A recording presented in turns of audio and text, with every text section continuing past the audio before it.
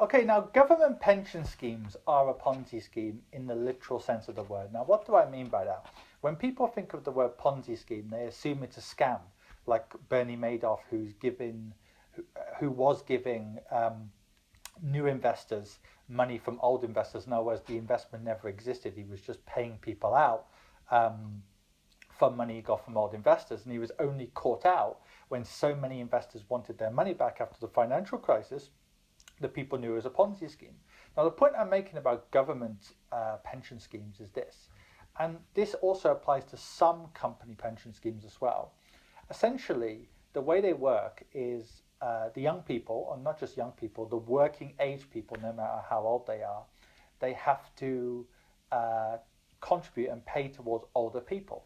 So, in other words, people in retirement now, their investments, for the most part, if they're government backed, are not based on the stock market price. Right? You get a fixed amount in retirement.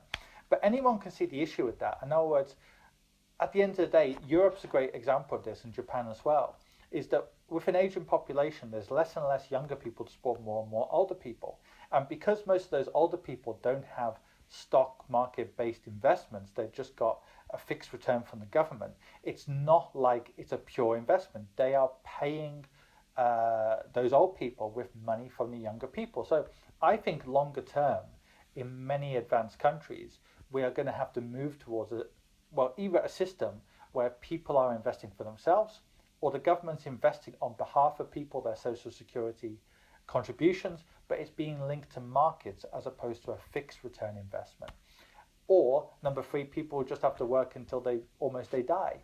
But it really gets to the point here that if the UK government or German government or whatever announced tomorrow, look, we're no longer going to give people a fixed rate of return in retirement.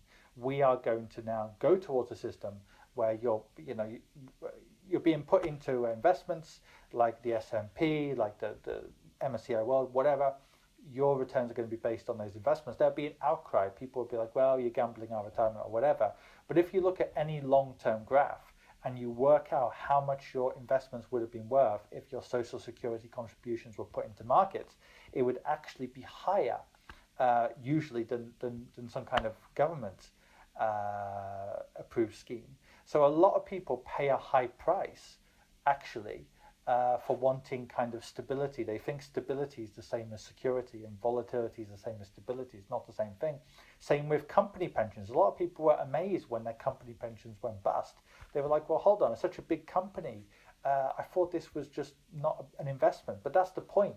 That's a negative, right? If you are in a company scheme and there's too few younger workers to support your company scheme, that's a lot more risky than having a sound long-term investment plan.